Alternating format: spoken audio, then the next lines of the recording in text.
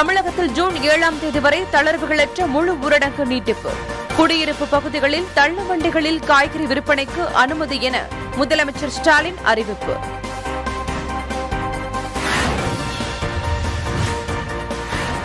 Corona நோய் தொற்றால் பெற்றோரை இழந்து ஆதரவின்றி தவிக்கும் குழந்தைகளுக்கு உதவ வேண்டும். மாநில அரசுகளுக்கு உச்சநீதிமன்றம் உத்தரவு.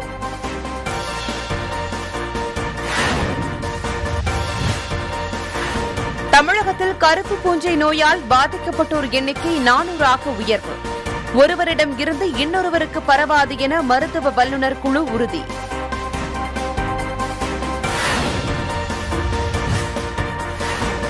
கோவையில் கொரோனா தொற்றின் தினசரி பாதிப்பு 5000-ஐ நெருங்குகிறது. பாதிப்பை கட்டுப்படுத்தும் பணிகளில் மருத்துவர்கள் தீவிரம்.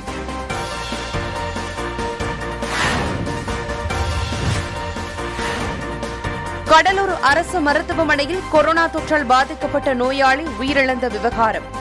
ஆக்ஸிஜன் குழாயை அகற்றியதால் தான் உயிரிழப்பு ஏற்பட்டதா என அரசால் நியமிக்கப்பட்ட குழு விசாரணை.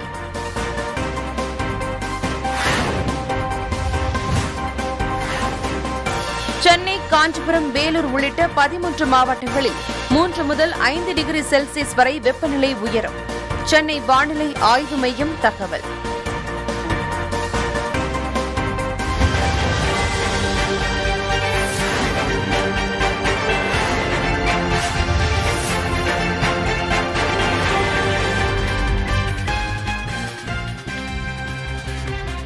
கொரோனா முதல் அலையின் போது ஏற்பட்ட அளவுக்கு இரண்டாவது அலையில் பாதிப்பு ஏற்படவில்லை என்றாலும் பொருளாதாரத்தில் உறுதியற்ற நிலை நீடிப்பதாக ரிசர்வ் வங்கி தெரிவித்துள்ளது.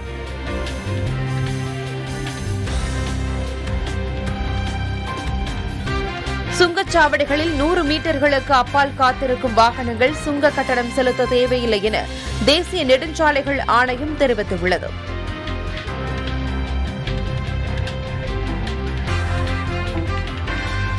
கேரளாவில் திருவாங்கூர் தேவசம் போர்டின் கட்டுப்பாட்டில் உள்ள கோவில்களில் பக்தர்கள் அனுமதிக்கப்படாததால் ஆண்டு வருவாய் ரூபாய் 261 கோடியிலிருந்து ரூபாய் 21 கோடியாக குறைந்துள்ளது.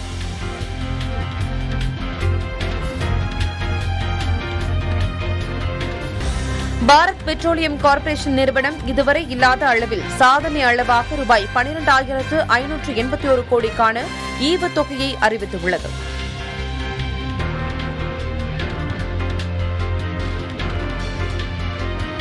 இந்தியாவில் கடந்த 50 ஆண்டுகளில் 117 புயல்கள் தாக்கி 1,41,000-க்கும் மேற்பட்டோர் உயிரிழந்துள்ளதாக புவி அறிவியல் துறை புள்ளி விவரங்களில் தெரியவந்துள்ளது.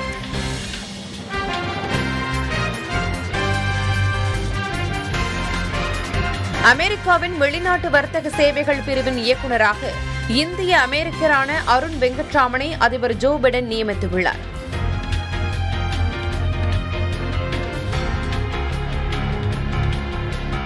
பிரபல ஹாலிவுட் தயாரிப்பு நிறுவனமான மெட்ரோ கோல்வின் மேயர் என்ற MGM நிறுவனத்தை அமேசான் நிறுவனம் ரூபாய் 62,000 கோடிக்கு வாங்கியுள்ளது.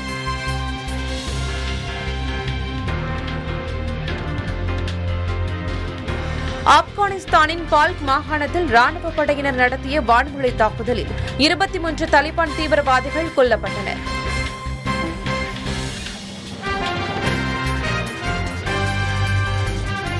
ஜப்பானின் பிரபல டென்னிஸ் வீராங்கனை நவோமி ஒசாகா 2020-2021 ஆண்டில் ரூபாய் 400 கோடி வருமானம் ஈட்டி டென்னிஸ் உலகில் சாதனை படைத்துள்ளதாக போப்ஸ் பத்திரிகை செய்தி வெளியிட்டுள்ளது.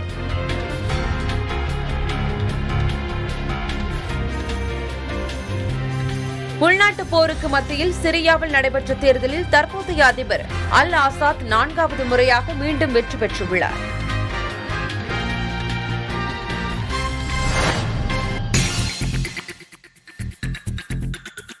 தமிழகத்தில் நாளுக்கு நாள் கொரோனா வைரஸ் தொற்று வீரியம் எடுத்து பரவி வரும் நிலையில் தற்போது விதிக்கப்பட்டுள்ள முழு ஊரடங்கு கட்டுப்பாடுகள் மேலும் ஒரு வாரம் நீட்டிக்கப்பட்டு ஜூன் 7ஆம் தேதி வரை அமலில் இருக்கும் என முதலமைச்சர் ஸ்டாலின் அறிவித்துள்ளார். இந்த ஊரடங்கின் போது மருத்துவ சேவை, பால் விநியோகம், குடிநீர் விநியோகம், செய்தித்தாள் போன்ற அத்தியாவசிய தேவைகளுக்கு மட்டும் அனுமதி வழங்கப்பட்டுள்ளது.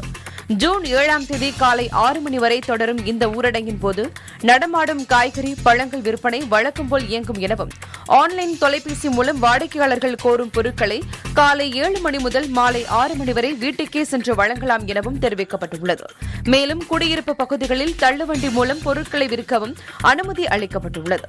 அதேபோல் 13 மளிகை பொருட்கள் அடங்கிய தொகுப்பு வரும் ஜூன் மாதம் முதல் வழங்கப்படும் எனவும் அரசு தெரிவித்துள்ளது.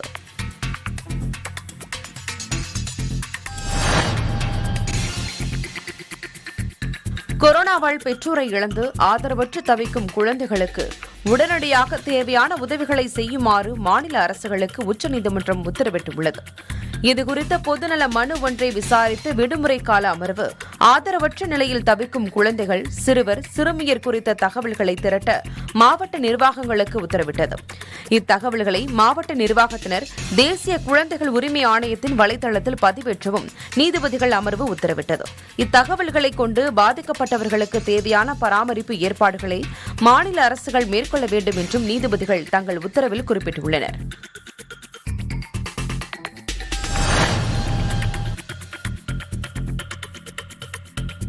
தமிழகத்தில் கருப்பு பூஞ்சை நோயால் இதுவரை 400 பேர் பாதிக்கப்பட்டுள்ளதாக மருத்துவ கல்வி இயக்குநர் நாராயணபாபு தெரிவித்துள்ளார்.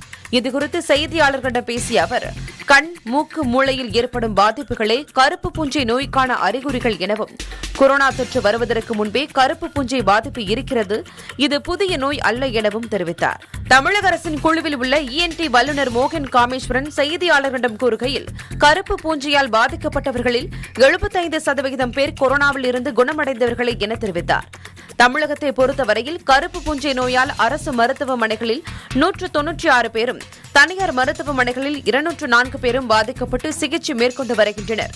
இந்த நோய் ஒருவரிடம் இருந்து இன்னொருவருக்கு பரவாது என்பதால் அச்சம் தேவையில்லை எனவும் மருத்துவர்கள் தெரிவித்துள்ளனர்.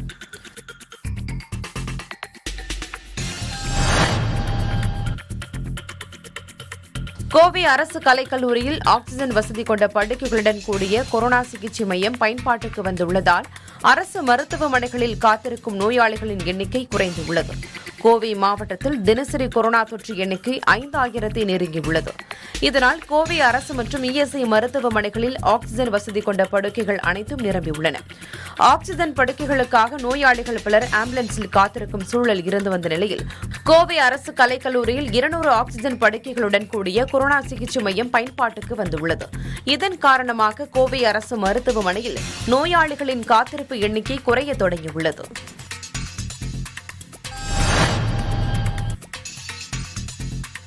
கடலூரில் ஆக்ஸிஜன் குழாயை அகற்றியதால் உயிரிழப்பு ஏற்பட்டதாக எழுந்த புகார் தொடர்பாக அரசால் நியமிக்கப்பட்ட குழு தனது விசாரணையை தொடங்கியுள்ளது.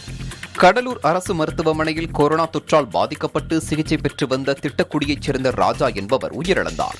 ஆக்ஸிஜன் குழாயை மருத்துவர் அகற்றியதால் உயிரிழந்ததாக கதறி அழுத ராஜாவின் மனைவி மற்றொரு நோயாளிக்கு செலுத்துவதற்காக ராஜாவுக்கு செலுத்தப்பட்ட ஆக்ஸிஜன் குழாயை அகற்றியதாக புகார் தெரிவித்தார். ராஜா உயிரிழந்தது தொடர்பாக விசாரிக்க தமிழக அரசு குழு அமைத்ததை அடுத்து மருத்துவம், ஊரக நலப்பணிகள் இயக்குநரகத்தின் கூடுதல் இயக்குநர் சந்திரசேகர் தலைமையில் விசாரணை தொடங்கியுள்ளது. மருத்துவமனை நிர்வாகத்தினர், செவிலியர்கள், மருத்துவர்கள் உள்ளிட்ட 40க்கும் மேற்பட்டோரும் ராஜாவின் மனைவி மற்றும் அவரது உறவினர்கள் விசாரணைக்கு ஆஜராகியுள்ளனர்.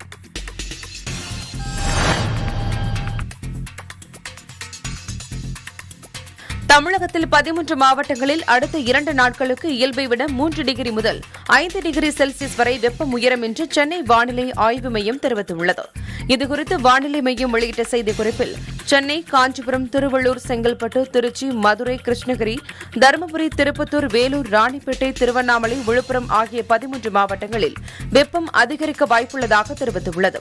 யாஷ் புயல் கரையை கடந்ததால் தமிழகத்தின் வறண்ட காற்று நுழைவதாகவும், இதன் காரணமாக அடுத்த 2 நாட்களுக்கு 3 முதல் 5 டிகிரி செல்சியஸ் வரை வெயில் அதிகரிக்க வாய்ப்புள்ளதாகவும் வானிலை ஆய்வு மையம் தெரிவித்துள்ளது. கன்னியாகுமரி மாவட்டத்தில் 3 நாட்களாக தொடர்ந்து மழை பெய்து வந்த நிலையில் அங்கு மழை குறையும் என்றும் சென்னை வானிலை ஆய்வு மையம் தெரிவித்துள்ளது.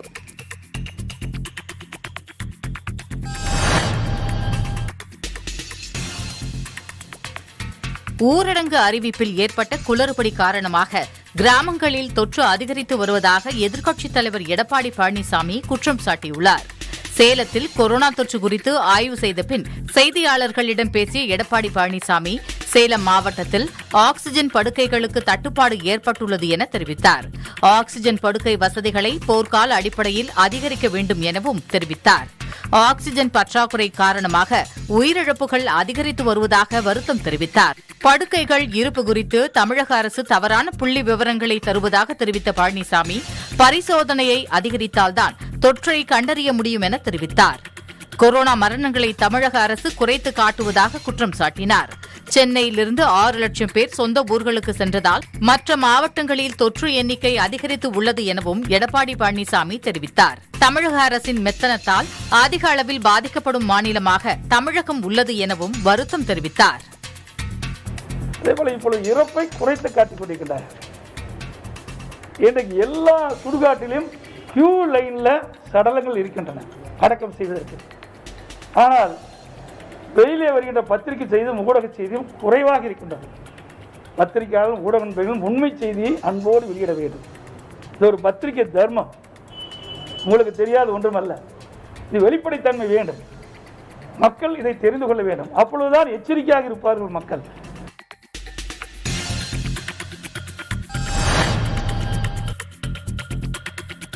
விழுப்புரம் மாவட்டம் டி எடையார் ஆரம்ப சுகாதார நிலையத்தில் 18 வயதுக்கு மேற்பட்டவர்களுக்கு தடுப்பூசி போடும் முகாமை உயர்கல்வித்துறை அமைச்சர் பொன்முடி பார்வையிட்டார்.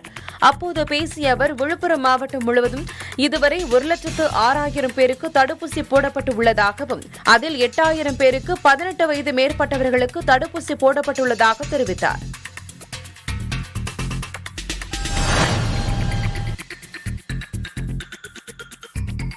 நீலகிரி மாவட்டம் குன்னூர் தனியார் தேயிலை ஏல மையத்தில் நடப்பாண்டின் 20வது ஏலம் நடந்தது. இலை ரகம் 18,178 கிலோ எனவும், டஸ்ட் ரகம் 6,51,528 கிலோ எனவும், மொத்தம் 24,51,706 கிலோ என ஏலத்திற்கு வந்தன. இதில் 13,92,098 கிலோ வரை விற்றது. சராசரி விலை கிலோ 123.95 ரூபாயாக இருந்தது. 17.26 கோடி ரூபாய் மொத்த வருமானம் கிடைத்தது. வரத்து அதிகரித்த போதும் விலை வீழ்ச்சியடைந்தது. கடந்த வாரத்தை விட 5 கோடி வரை மொத்த வருமானம் குறைந்ததால் வர்த்தகர்கள், விவசாயிகள் கவலை அடைந்துள்ளனர்.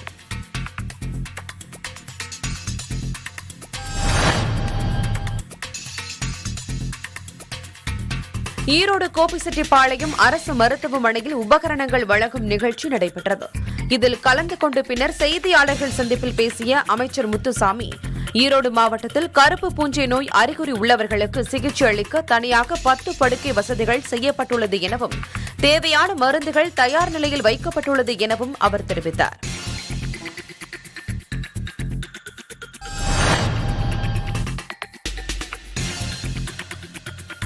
ராமநாதபுரம் மாவட்டத்தில் ராமேஸ்வரத்தின் பல்வேறு இடங்களில் ட்ரோன்கள் மூலம் கேமராவை பயன்படுத்தி போலீசார் தீவிர கண்காணிப்பில் ஈடுபட்டனர்.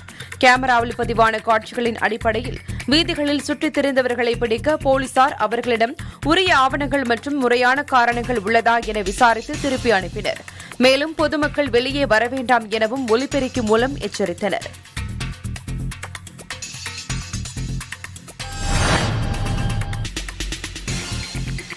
திருவாரூரை அடுத்த அம்மையப்பன் பகுதி தனியார் கல்வியியல் கல்லூரியில் கொரோனா வைரஸால் பாதிக்கப்பட்ட நோயாளிகள் சிகிச்சை பெறும் வகையில் ஆயுர்வேத சிகிச்சை மையம் திறக்கப்பட்டுள்ளது.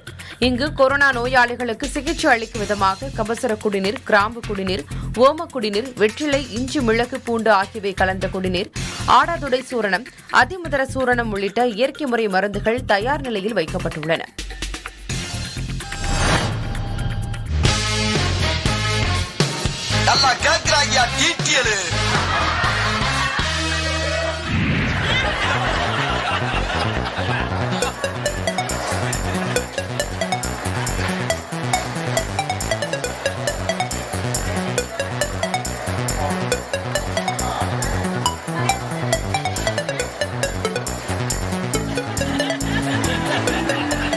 தக்காளி உற்பத்தி பண்ணது ஊட்டி, தென் அமெரிக்கா. தக்காளி உற்பத்தி பண்ணது இது தானே, திண்டுக்கல் தானே. சீனாவா? கிராமத்தில் தான் பிறந்தது. தக்காளின்னு நினைக்கிறேன். கர்நாடகா. சைனாவா?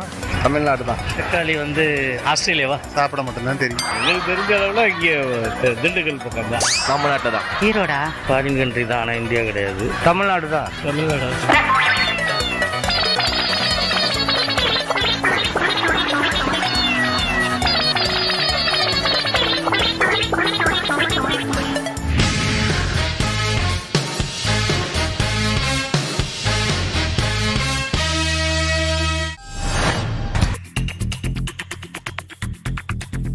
நீலகிரி மாவட்டம் ஓசூரில் இருந்து பேரிகை சாலையில் 43 கிலோமீட்டர் தொலைவில் இயற்கை எழில் கொஞ்சும் வனப்பகுதியின் மலைகளை ஒட்டியவாறு அமைந்துள்ளது நாகமலை கிராமம். அழகிய இந்த மலை கிராமத்தில் 55 பழங்குடியின இருளர் சமூக மக்கள் வசித்து வருகின்றனர். காட்டில் சேகரிக்கப்பட்ட விறகுகள் மூலம் அமைக்கப்பட்டுள்ள சிறிய குடிசை வீடுகளில் பல ஆண்டுகளாக இவர்கள் வாழ்ந்து வருகின்றனர். 2வது தலைமுறையாக அங்கு வசித்து வரும் பழங்குடியினர் அடிப்படை வசதிகள் இன்றி தவித்து வருவதாக புகார் தெரிவிக்கின்றனர்.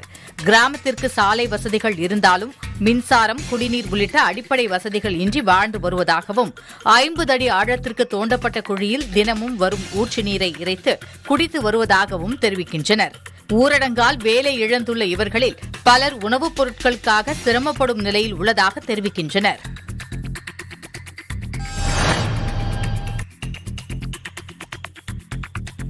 மயிலாடுதுறை அருகே மன்னம்பந்தல் கிராமத்தைச் சேர்ந்த ரம்யா 2015ஆம் ஆண்டு 4 சக்கர வாகனம் ஓட்ட கற்றுக்கொண்டு ஓட்டுநர் உரிமம் பெற்றார். மளிகை கடையில் வேலை பார்த்து வந்த இவர் 2019ஆம் ஆண்டு மாவட்ட ஆட்சியர் அலுவலகத்தில் ஓட்டுநர் பணிக்கு விண்ணப்பித்து தேர்வு செய்யப்பட்டார். பணிக்கான ஆணை வழங்கப்பட்டு மயிலாடுதுறை ஊராட்சி ஒன்றிய அலுவலக வட்டார வளர்ச்சி அலுவலருக்கு டிரைவராக நியமிக்கப்பட்டார். இதன் மூலம் மயிலாடுதுறை மாவட்டத்தில் அரசு அலுவலகங்களில் பணிபுரியும் முதல் பெண் ஓட்டுநர் என்ற பெருமையை பெற்றுள்ளார் ரம்யா. கடந்த பிப்ரவரி மாதம் முதல் வட்டார வளர்ச்சி அலுவலர் விஜயலட்சுமிக்கு டிரைவராக பணிபுரியும் ரம்யா உற்சாகத்துடன் தன் ஓட்டுநர் பணியை மேற்கொண்டு வருகிறார். அனைத்து துறைகளிலும் பெண்கள் சாதிக்க முடியும் என்பதை உணர்த்தும் ரம்யா போன்றவர்கள் பெண்களிடையே தன்னம்பிக்கையையும் உத்வேகத்தையும் ஏற்படுத்தி வருகின்றனர் என்றால் அது மிகையாகாது.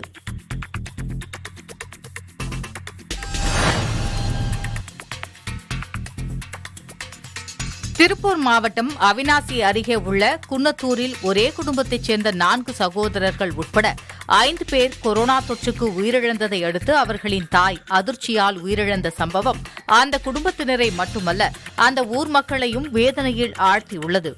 திருப்பூர் மாவட்டத்தில் கொரோனா தொற்றால் பாதிக்கப்பட்டவர்களின் எண்ணிக்கை உயர்ந்து வரும் நிலையில் உயிரிழப்புகளும் அதிகரித்து வருகின்றன. இந்நிலையில் அவிநாசி அருகே உள்ள குன்னத்தூர் அடுத்த வெள்ளிரவெளி கிராமத்தில் தெய்வராஜ் என்பவர் கடந்த 2 வாரங்களுக்கு முன் கோவை சென்று வந்த பின்பு மூச்சுத் திணறல் காரணமாக உயிரிழந்துள்ளார். அவருக்கு கொரோனா இருப்பது தெரியாமல் போனதால் தெய்வராஜின் மனைவி சாந்தி, அவரது சகோதரர்கள் ராஜா, தங்கராஜ், சவுந்தரராஜன் ஆகியோருக்கும் தொற்று பரவி அவர்களும் அடுத்தடுத்து உயிரிழந்தனர்.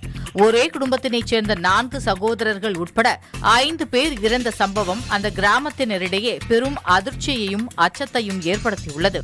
இதற்கிடையில் இவர்களின் 72 வயது தாய் பாப்பால் தனியாக வசித்து வந்த நிலையில் உடல்நிலை பாதிக்கப்பட்ட அவரிடம் 4 மகன்கள் இறந்த செய்தியை உறவினர்கள் மறைத்துவிட்டனர். தன்னை காண தனது பிள்ளைகள் சில நாட்களாக வராததை அருகில் வசிப்போரிடம் கூறியபோது மகன்கள் 4 பேரும் மருமகளும் கொரோனா தொற்றால் இறந்த செய்தியை தெரிவித்துள்ளனர். அதை கேட்ட அதிர்ச்சியில் நேற்று இரவு மூதாட்டியும் உயிரிழந்தார்.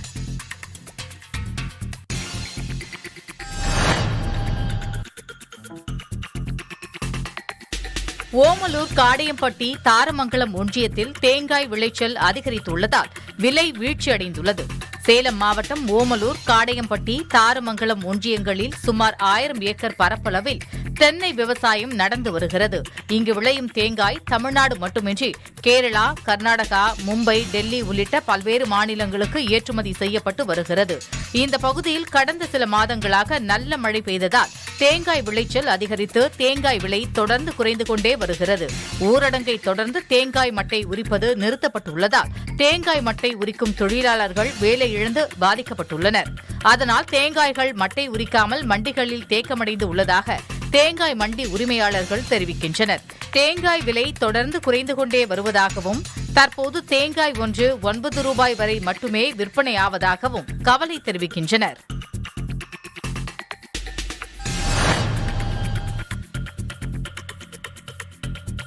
மயிலாடுதுறை அருகே ISIS வழக்கில் ஜாமீனில் வெளிவந்து தலைமறைவாக இருந்த குற்றவாளியை தேசிய புலனாய்வுத்துறை அதிகாரிகள் கைது செய்துள்ளனர்.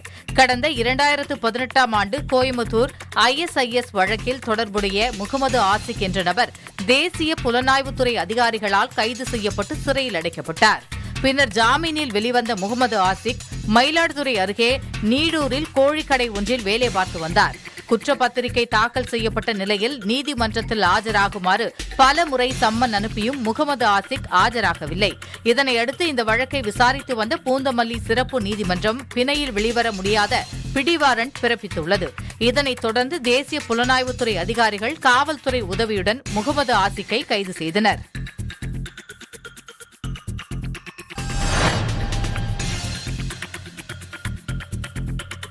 இலங்கையில் MV எக்ஸ்பிரஸ் பேர்ல் கப்பலில் பரவிய தீ கட்டுப்பாட்டிற்குள் கொண்டுவரப்பட்டுள்ள போதிலும் கப்பல் முழுவதும் தீக்கரையாகியுள்ளது.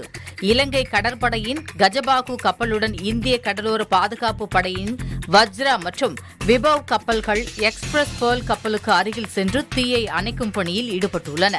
இந்நிலையில் கப்பலின் சிதைவுகளும் அதில் கொண்டுவரப்பட்ட கொள்கலனில் இருந்த பொருட்களும் கரையொதுங்கி வருகின்றன. கரையொதுங்கிய பொருட்களை அகற்றும் நடவடிக்கையில் இலங்கையில் கடல் மாசுறுதல் தடுப்பு அதிகார சபை, கடற்படை, மத்திய சுற்றாடல் அதிகார சபை மற்றும் கரையோர பாதுகாப்பு அதிகார சபை ஆகியவை ஈடுபட்டுள்ளன.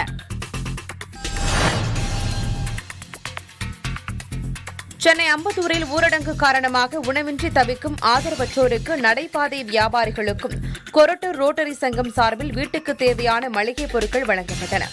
அம்பத்தூர் சட்டப்பேரவை உறுப்பினர் ஜோசப் சாமுவேல் தலைமையில் நடைபெற்ற இந்த நல உதவி வழங்கும் நிகழ்ச்சியில் ரோட்டரி சங்கத்தின் கவர்னர் முத்து பழனியப்பன், திட்டத் தலைவர் மகாவீர் போத்ரா, மாவட்ட ஒருங்கிணைப்பாளர் கணபதி சுரேஷ், கொரட்டூர் ரோட்டரி சங்க தலைவர் இ பிரகாஷ், முன்னாள் தலைவர் கவிதா ராம்மோகன் உள்ளிட்டோர் கலந்து கொண்டனர்.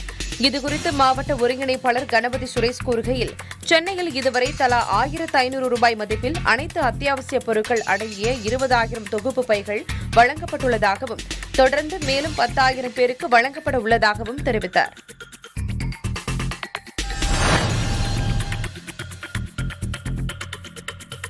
சேலம் மாவட்டம் ஓமலூர் வட்டாரத்தில் 33 கிராம ஊராட்சிகள் உள்ளன. தற்போது பெய்து வரும் மழையை பயன்படுத்தி கோடை உழவு உள்ளிட்ட விவசாய பணிகளை தீவிரப்படுத்த செய்ய வேளாண் துறை அதிகாரிகள் நடவடிக்கை எடுத்து வருகின்றனர். ஊரடங்கு காலமாக இருந்தபோதிலும் விவசாயம் செய்வதற்கான அனைத்து உதவிகளும் செய்யப்படும் என்று அதிகாரிகள் தெரிவித்துள்ளனர். விவசாயிகள் அழைப்பின் பேரில் தோட்டங்களுக்கு சென்று உதவிகளையும் செய்து வருகின்றனர். தற்போது பயிறு மற்றும் எண்ணெய் வித்துக்களை அதிக அளவில் சாகுபடி செய்ய முயற்சி மேற்கொள்ளப்பட்டு வருவதாக வேளாண் துறை அதிகாரிகள் தெரிவித்தனர்.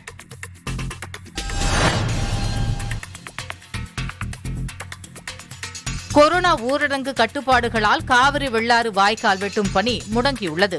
கரூர் மாவட்டம் மாயனூரில் உள்ள காவிரியின் கதவணையிலிருந்து புதுக்கோட்டை மாவட்டம் வெள்ளாறு வரை வாய்க்கால் வெட்டும் பணிகள் கடந்த மார்ச் மாதம் தொடங்கியது.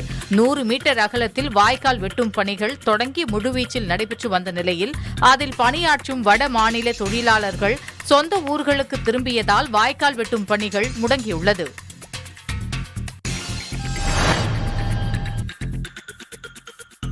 விருதுநகர் மாவட்டம் அருப்புக்கோட்டையில் நாளுக்கு நாள் கொரோனா பரவல் அதிகரித்துக் கொண்டே வரும் நிலையில் உயிரிழப்பும் அதிகரித்து வருகிறது. இந்நிலையில் ஊரடங்கு உத்தரவை மதிக்காமல் வீதிகளில் கூட்டம் கூட்டமாக பொதுமக்கள் உலா வந்த வண்ணம் உள்ளனர். பிரதான சாலைகளில் காவல்துறையினர் பாதுகாப்பு பணியில் ஈடுபடுவதால் சாலைகளில் சுற்றும் பொதுமக்களை கட்டுப்படுத்தினாலும் வீதிகளில் அத்தியாவசிய தேவையில்லாமல் ஏராளமானோர் சுற்றி வருகின்றனர். ஆங்காங்கே அமர்ந்து பொதுமக்கள் பேசிக் கொண்டு இருப்பதையும் காண முடிகிறது.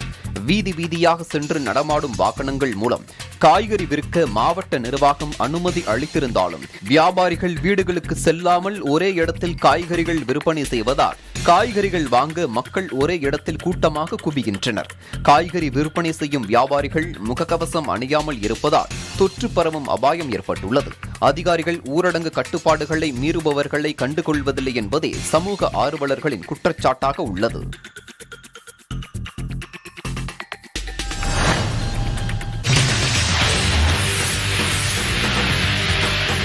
நாங்கள் இது மாஸ்க் போட்டுக்கிறோம். சவாரி வரும்போது சவாரி அண்ணா வந்தாங்கன்னா மாஸ்க் போட்டுன்னு சவாரி எடுக்கிறோம்.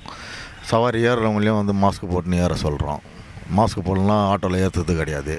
மாஸ்க் போட்டுன்னு உட்காருங்கிறோம். ஒவ்வொருத்தவங்க சிகரெட் அச்சின்னு டக்குன்னு ஏறுறாங்க.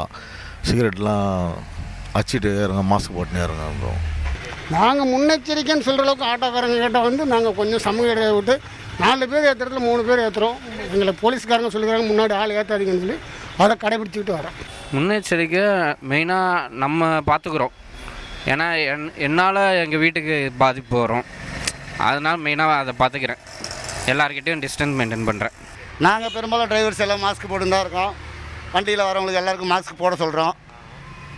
நாங்கள் சரியாக தான் பண்ணின்னு இருக்கோம். ஆனால் கடைக்கு வரவங்கள்ட்ட சொல்லுவோன்னா மாஸ்க் போடுங்க, மாஸ்க் போடணும்னா 500 ரூபா ஃபைனு, நீங்கள் கண்டிப்பாக போட்டு இடம் தள்ளி நில்லுங்க, ஏன்னா அது கவர்மெண்ட்டோட ரூல்ஸு, ஏன்னா கவர்மெண்ட்டை வந்து அவங்க மதிக்கணும், ரூல்ஸை ஃபாலோ பண்ணணும். இன்னும் அதை மட்டும் நான் தெளிவாக சொல்லிவிடுவேன். நான் சுத்தபத்தமாக இருக்கிறேன்ப்பா. கவர்மெண்ட் என்ன அறிக்கை கொடுத்தீங்களா அந்த மாதிரி அந்த இதை கடைப்பிடிச்சிட்டு தான் இருக்கிறோம்.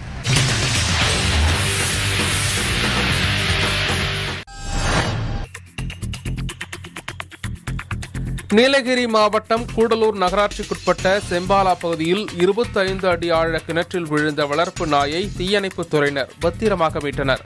விளையாடிக் கொண்டிருந்த 2 நாய்களில் ஒரு நாய் கிணற்றில் தவறி விழுந்தது. அப்பகுதி மக்கள் நாயை மீட்க பல்வேறு முயற்சிகள் எடுத்த நிலையில் தோல்வியில் முடிந்தது. இதனைத் தொடர்ந்து தீயணைப்புத் துறையினருக்கு தகவல் கொடுக்கப்பட்டதை அடுத்து விரைந்து வந்த தீயணைப்பு வீரர்கள் வன விலங்குகளை காப்பாற்ற பயன்படுத்தப்படும் பிரத்யேக வலை மூலம் நாயை பத்திரமாக மீட்டனர்.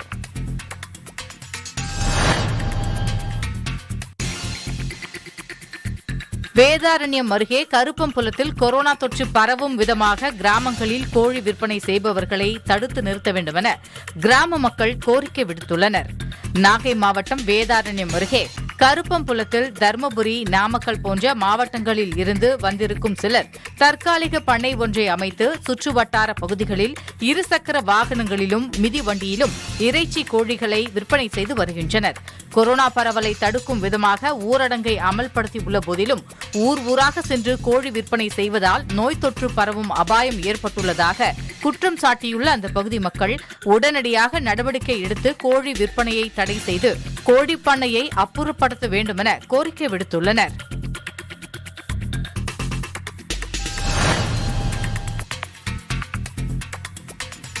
விழுப்புரம் மாவட்டம் திருக்கோவிலூர் தொகுதி உட்பட்ட வளையாம்பட்டு, செம்மார், மேலமங்கலம் ஆகிய ஊராட்சிகளில் தடுப்பூசி முகாம் நடைபெற்று வருகிறது.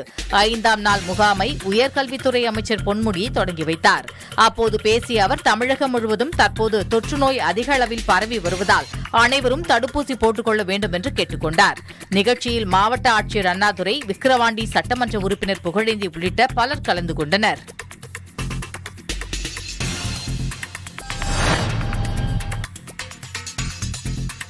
திருச்சி அரசு மருத்துவமனைக்கு சுமார் 1 கோடியே 60 லட்சம் மதிப்புள்ள 140 ஆக்ஸிஜன் செறிவூட்டும் கருவிகளை ரோட்டரி சங்கம் வழங்கியது. நகர்ப்புற வளர்ச்சித்துறை அமைச்சர் KN நேரு மற்றும் ஆட்சித்தலைவர் சிவராசு முன்னிலையில் இந்த ஆக்ஸிஜன் செறிவூட்டிகள் மருத்துவமனை முதல்வர் வனிதாவிடம் வழங்கப்பட்டன. பின்னர் செய்தியாளர்களை சந்தித்த அமைச்சர் நேரு, கோவிட் தொற்று உடையவர்களின் உதவியாளர்கள் உடன் இருப்பதால் மேலும் தொற்று அதிகரிப்பதாகவும் அவர்கள் மருத்துவமனைக்கு வருவதை தவிர்க்க வேண்டும் எனவும் தெரிவித்தார். தடுப்பூசி மையங்களில் தடுப்பூசி பற்றாக்குறையை போக்க விரைவில் நடவடிக்கை எடுக்கப்படும் எனவும் அமைச்சர் நேரு கூறினார்.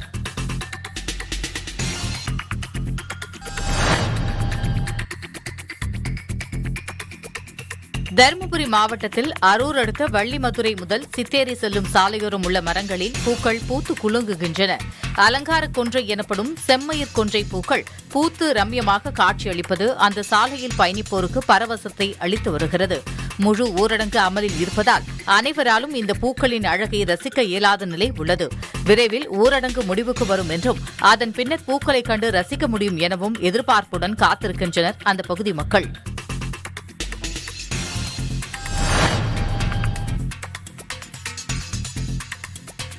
காஞ்சிபுரம் மாவட்டம் ஸ்ரீபெரும்புத்தூரில் கார்கள் உற்பத்தி நிறுவனமான ஹூண்டாய் மோட்டார்ஸ் தொழிற்சாலை செயல்பட்டு வருகிறது.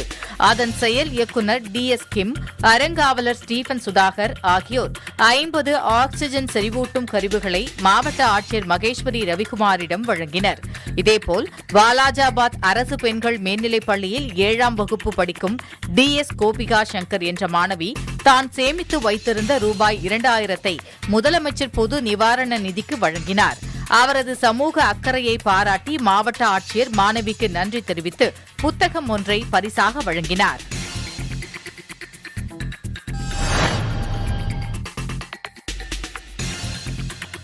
சேலம் மாவட்டம் ஓமலூர், காடையம்பட்டி, தாரமங்கலம் வட்டார கிராமங்களில் ஊரடங்கால் மக்கள் பெரிதும் பாதிக்கப்பட்டுள்ளனர். இந்த நிலையில் அரிசி பெறும் குடும்ப அட்டைதாரர்களுக்கு மின் கட்டணத்தில் விலக்கு அளிக்க வேண்டும் என்ற கோரிக்கை எழுந்துள்ளது. ஊரடங்கால் அனைத்து தரப்பினரும் வருவாய் இழந்து பாதிக்கப்பட்டுள்ளதால் அரிசி குடும்ப அட்டைதாரர் அனைவருக்கும் மின் கட்டணத்தில் சலுகை வழங்க வேண்டும் என நுகர்வோர் அமைப்பினர் வேண்டுகோள் விடுத்துள்ளனர்.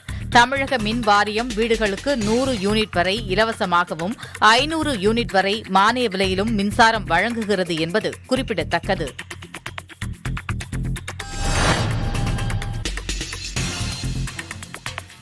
ஈரோடு மாவட்டத்தில் கொரோனா வைரஸ் பாதிக்கப்பட்ட நபர்களின் எண்ணிக்கை நாளுக்கு நாள் அதிகரித்து வருகிறது.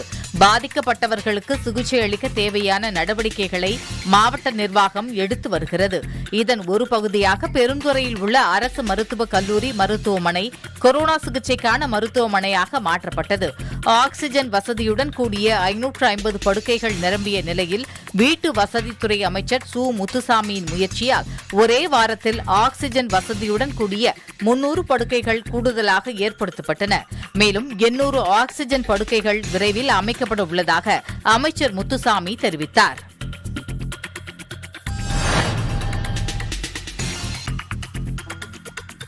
சேலம் மாவட்டம் ஓமலூர் காடையம்பட்டி தாலுகாவில் சுமார் 2 லட்சம் குடும்ப அட்டைகள் உள்ளன. இவற்றுக்கான பொருட்களை வழங்குவதற்காக 390 ரேஷன் கடைகள் உள்ளன.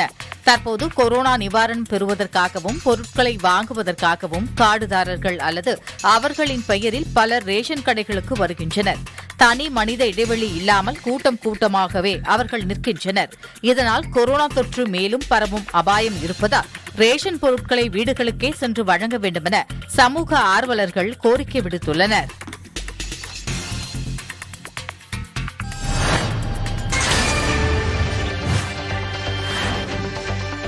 திண்டுக்கல் மாவட்டம் கொடைக்கானலில் கதிரவன் உதயமாவதை காண சில பகுதிகளை காலை கதிர் சுற்றுலா தலங்களாக மேம்படுத்த தொடர் கோரிக்கைகள் எழுந்த வண்ணம் உள்ளன. ஏப்ரல் முதல் ஜூன் வரை முழு நிலவு நாளன்று அதிகாலையில் கதிரவன் உதயமாகும் பொழுது முழு நிலவு மறைவதை மலைப்பகுதிகளில் காண்பது கண்கொள்ளா காட்சியாக உள்ளது. இந்த நிகழ்வை பார்வையிடுவதை சுற்றுலாவோடு எதிர்வரும் காலத்தில் இணைக்க கொடைக்கானல் மக்கள் கோரிக்கை விடுத்துள்ளனர். சென்னை பூந்தமல்லி அடுத்த நசரத்பேட்டை பகுதியில் வாழ்வாதாரம் இழந்த குடும்பங்களுக்கு 2 டன் காய்கறிகள் வியாபாரிகள் சங்கம் சார்பில் வழங்கப்பட்டது. இந்த நிகழ்ச்சிக்கு பின் செய்தியாளர்களிடம் பேசிய வணிகர் சங்கங்களின் பேரமைப்பு தலைவர் விக்ரமராஜா வியாபாரிகளை முன்கள பணியாளர்களாக அறிவிக்க வேண்டும் என கோரிக்கை வைத்தார்.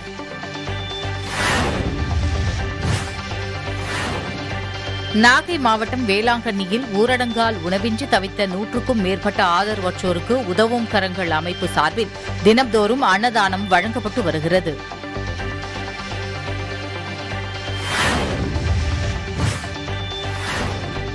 மதுரை மாவட்டத்தில் நாள்தோறும் 1200 முதல் 1400 பேருக்கு கொரோனா பாதிப்பு ஏற்பட்டு வருகிறது. 2ஆம் அலையில் இந்த மாவட்டத்தில் இதுவரை 40,109 பேர் பாதிக்கப்பட்டுள்ளனர். நேற்று ஒரே நாளில் 1395 பேருக்கு தொற்று உறுதி செய்யப்பட்டுள்ளது. இதில் 425 பேர் முதியவர்கள். கடந்த 5 தினங்களில் மட்டும் 1660 முதியவர்கள் தொற்றுக்கு ஆளாகியுள்ளது குறிப்பிடத்தக்கது.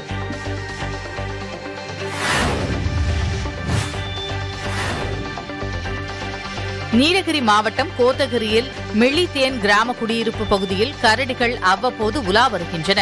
தங்கள் வீடுகளுக்கு அருகில் உலவும் கரடிகளைக் கண்டு அங்குள்ள மக்கள் அச்சமடைந்துள்ளனர். தற்போது வாகன போக்குவரத்து குறைந்து காணப்படுவதால் கரடிகள் சுதந்திரமாக உலவத் தொடங்கியுள்ளதாக கூறும் அந்த பகுதி மக்கள் இந்த கரடிகளை பிடித்து மீண்டும் காட்டுக்குள் விட நடவடிக்கை எடுக்குமாறு வனத்துறைக்கு கோரிக்கை விடுத்துள்ளனர்.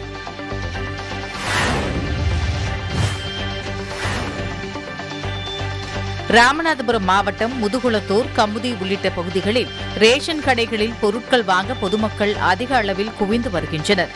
சமூக இடைவெளியை பின்பற்றாமலும் முகக்கவசம் அணியாமலும் மக்கள் கூடுவதால் நோய் தொற்று அதிகரிக்கும் அபாயம் அதிகம் உள்ளதாக சமூக ஆர்வலர்கள் எச்சரிக்கின்றனர். மக்கள் சமூக இடைவெளியை பின்பற்றி பொருட்களை வாங்கிச் செல்ல சம்பந்தப்பட்ட அதிகாரிகள் மற்றும் போலீசார் நடவடிக்கை எடுக்க வேண்டும் என அவர்கள் கோரிக்கை வைத்துள்ளனர்.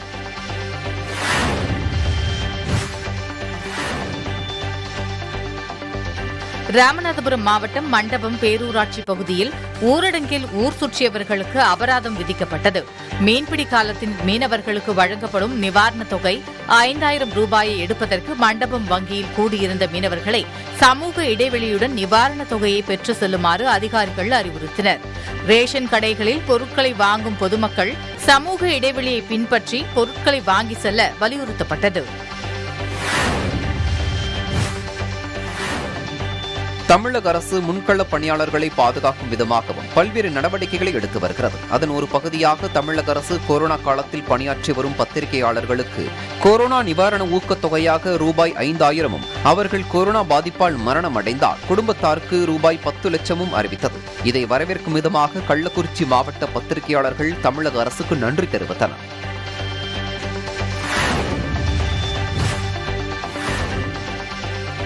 புதுச்சேரி வில்லியனூர் தேர் வீதியில் வீட்டு வாசலில் நிறுத்தி வைக்கப்பட்டிருந்த பைக்கை திருடி சென்ற அடையாளம் தெரியாத நபரை சிசிடிவி கேமராவில் பதிவான காட்சிகளை கொண்டு வில்லியனூர் போலீசார் தேடி வருகின்றனர். பைக் காணாமல் போனதை அடுத்து சிசிடிவி கேமராவில் பதிவான காட்சிகளை பார்த்தபோது அதில் நள்ளிரவில் குல்லா மற்றும் மாஸ்க் அணிந்து வந்த ஒருவர் காலால் இருசக்கர வாகனத்தின் பூட்டை உடைத்து சென்று விடுவதும் பின் மீண்டும் சிறிது நேரம் கழித்து வந்து வாகனத்தை எடுத்து செல்வதும் பதிவாகியிருந்தது.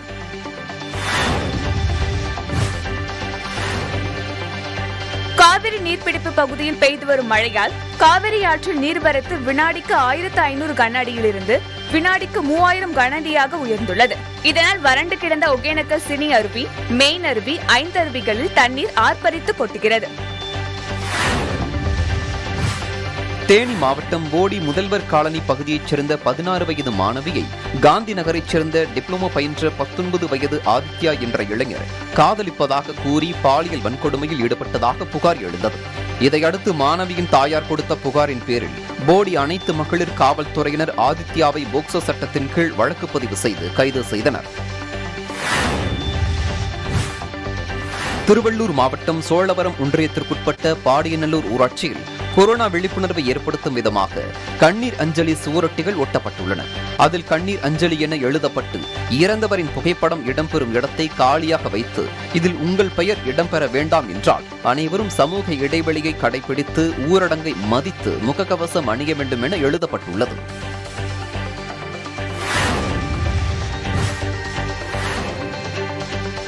கிருஷ்ணகிரி கட்டிகனப்பள்ளி பகுதியில் உள்ள மின்சார வாரிய செயற்பொறியாளர் அலுவலகத்தில் சிறப்பு தடுப்பூசி முகாம் நடைபெற்றது. தடுப்பூசி போட வந்த பொதுமக்கள் தனி மனித இடைவெளியின்றி வரிசையில் காத்திருந்து தடுப்பூசி போட்டுக் கொண்டனர். நோய் தொற்று சங்கிலியை உடைக்க ஊரடங்கு அறிவிக்கப்பட்டுள்ள நிலையில் தடுப்பூசி முகாமில் சமூக இடைவெளியின்றி கூடும் மக்களால் நோய் தொற்று பரவ வாய்ப்புள்ளதாக சமூக ஆர்வலர்கள் அச்சம் தெரிவிக்கின்றனர்.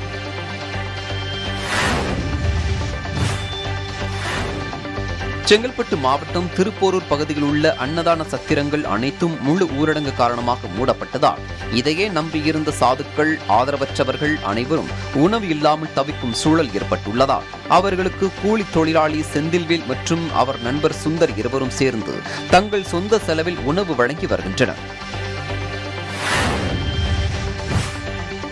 தேனி மாவட்டம் போடியில் மூணாறு செல்லும் சாலையில் உலக சிவனடியார்கள் திருக்கூட்டம் அறக்கட்டளை மற்றும் காவல்துறையினர் சார்பில் பொதுமக்களுக்கு கபசுர குடிநீர், முகக்கவசம், ஹோமியோபதி, ஆர்கானிக் மாத்திரைகளும் வழங்கப்பட்டன.